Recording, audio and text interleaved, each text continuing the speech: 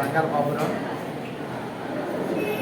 All Visakha chess association ప్రెసిడెంట్ని, అలాగే all Visakha chess association secretary అయిన మణికంఠరావు, అలాగే ఈరోజు ఇక్కడ జరుగుతున్న ఈ టోర్నమెంట్ డైరెక్టర్ అయిన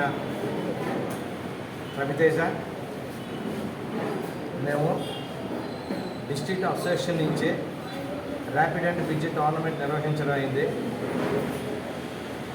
ఈ టోర్నమెంట్ వేదికగాను శ్రీ చాణక్య డిగ్రీ కాలేజ్ వారేమో వెన్యూగా మాకు ఇవ్వడం జరిగింది. అలాగే ఆర్గనైజర్గా చైతన్య చెస్ అకాడమీ నిర్వహించడం అయింది.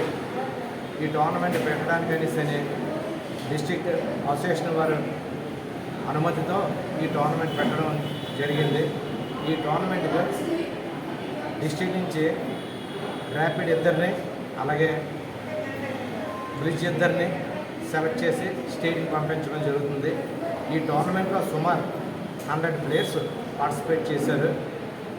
అంటే ఒకరికి 1:50, ఒకరికి 50 ప్లేయర్స్ ఫైట్ చేస్తున్నారు.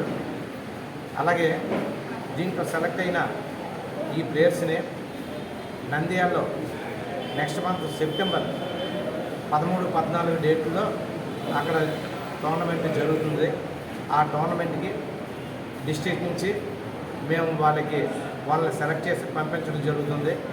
అక్కడ కూడా మన వైజాగ్ వాళ్ళు అక్కడ కూడా స్టేట్లో కూడా సెలెక్ట్ అయ్యి విజయ పథంతో వస్తారని మేమైతే ఆశిస్తున్నాం.